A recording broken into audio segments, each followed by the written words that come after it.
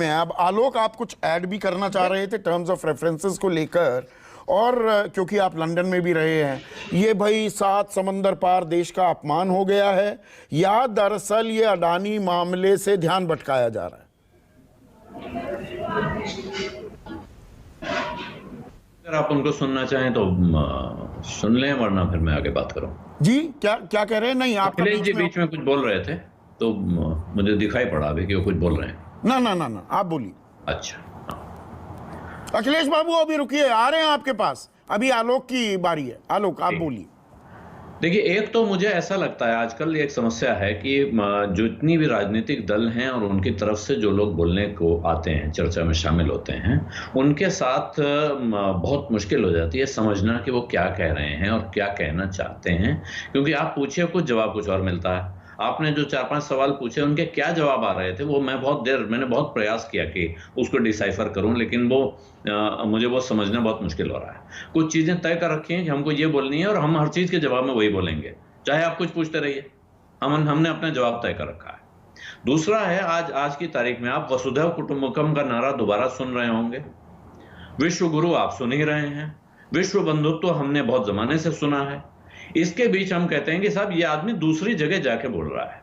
ये दूसरी जगह क्या होती है? आप अगर इस देश के बाहर जाके बोल रहे हैं और वहां आपको बुलाया गया है, और एक संसदीय लोकतंत्र में विपक्ष की भूमिका क्या है, विपक्ष का काम क्या है? जब वो विदेश जाए कोई विपक्षी नेता, तो वहां जाए और कहे कि साहब हमारी सरकार बहुत महान है, हमारी सरकार जो कर रही है बहुत अच्छा कर रही है और हम बिल्कुल बढ़िया बागों में बहार है। ये करने के लिए तो भारत सरकार के तमाम मंत्री जा रहे हैं ना विदेश, खूब घूम रहे हैं, खूब कह रहे हैं, तमाम वहां हाउडी मोदी और अब की बार ट्रंप सरकार टाइप के आयोजन होते रहे हैं। तो उसमें आप विपक्ष के नेता से क्या उम्मीद करते हैं? वो क्या कहेगा? और वो विपक्ष का नेता जिसके बारे में आप कह रहे हैं, मैं बहुत कोई ये स्पष्ट कर दूं कि मैं राहुल गांधी का कोई बड़ा प्रशंसक नहीं हूं। जिस दिन अभी अखिलेश प्रताप सिंह अकेले बैठे होंगे तो मैं इनके साथ राहुल गांधी पे अलग से डिबेट करने के लिए तैयार हूं।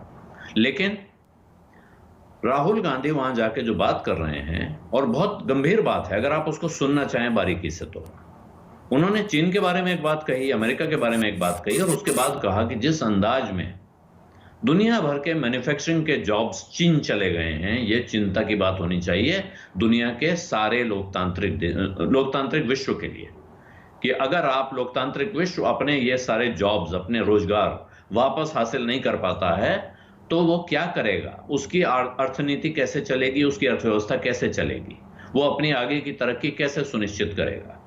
और अगर वो नहीं करेगा तो फिर क्या लोकतंत्र के लिए खतरा नहीं होगा? और खतरा जो लोकतंत्र का भारत में जो बता रहे हैं राहुल गांधी ने, जो उदाहरण गिनाए हैं, उनमें से किसी एक चीज पे डिबेट हो सकती है कि ऐसा हुआ था या नहीं हुआ था, लेकिन क्या हम खुद ये बात नहीं उठा रहे हैं कि भारत में लोकतंत्र के संस्थाएं हैं वो खतरे में हैं, उनको काम नहीं करने दिया जा रहा है? तमाम, एक नहीं, आप दर्जनों उदाहरण मौजूद हैं। तो उसके बाद वो बात अगर यहां कही जाएगी, राहुल गांधी ने यहां कहा, उनको 45 मिनट का समय दिया गया, उस 45 मिनट में से कितने मिनट बचते हैं जो उनका भाषण एक्सपंज होने के बाद? जरा ये याद करिए। और राहुल गांधी ने लंदन में जाके जो बोला, हम कह सकते हैं कि उन्होंने लंदन में क्यों बोला, लेकिन उस दिन से लेकर आज तक संदीप जी, ये सरकार और इस सरकार के समर्थन में लगातार बोलने वाला नोएडा मीडिया, उसके अलावा कोई बात कर रहा है क्या? तो मैं कम्युनिकेशंस की नजर से कहूंगा राहुल गांधी ने बहुत ही जबरदस्त काम किया है। उनके तमाम कार्यक्रमों को 3500 किलोमीटर की उनकी पद यात्रा को जितनी कवरेज नहीं मिली, कैम्ब्रिज के उनके एक भाषण को उतनी कवरेज इस देश में मिल गई है।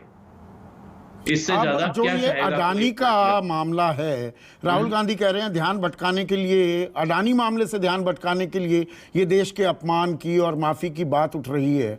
अभी अपराजिता ने कहा कि सुप्रीम कोर्ट ने संज्ञान ले लिया है, 6 सदस्यीय समिति है, टर्म्स ऑफ रेफरेंसेस पर भी आपको जोड़ना चाह रहे थे, तो क्या अब सुप्रीम कोर्ट की निगरानी में मामला चल रहा है, जांच समिति बन गई तो जेपीसी नहीं हो सकती? ईडी, सीबीआई, डीआरआई वो कार्रवाई कैसे करें?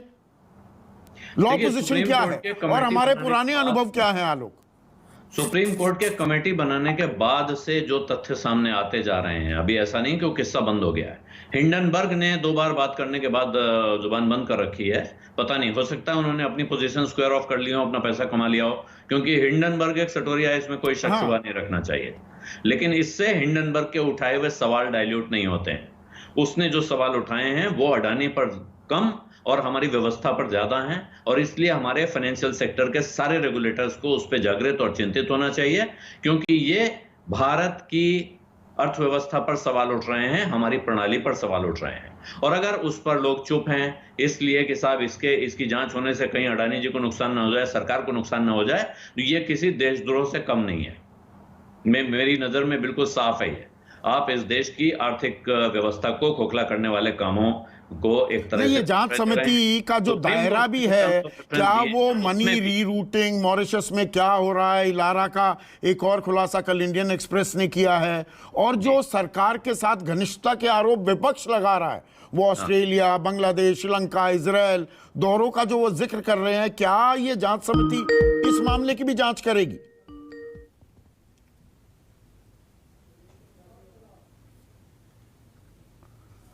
आलोक, लगता है किसी और का भी फोन आ गया, उस फोन को काट दीजिए तभी आपकी आवाज आएगी।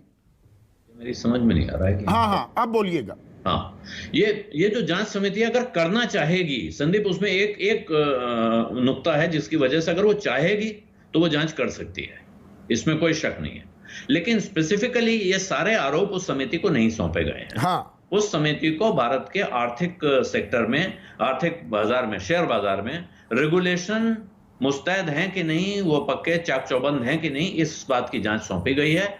और ये साथ में कहा गया है क्या लिस्टिंग रूल्स का वायलेशन हुआ है। तो ये वायलेशन एक मामला है, जब आप इसकी तह में घुसना शुरू करेंगे और अगर आपकी मंशा होगी तो फिर ये सारे सवाल उठ जाएंगे, जिसमें डीआरआई, ईडी, तमाम एजेंसियों को सक्रिय होना चाहिए। आप कह रहे हैं कि सुप्रीम कोर्ट में जब मामला विचाराधीन है तो सबको चुप रहना चाहिए। ऐसे में सेबी भारत में अडानी के शेयरों की शॉर्ट सेलिंग की जांच क्यों कर रही है? सेबी ने इस मामले में और किसी चीज की जांच नहीं की।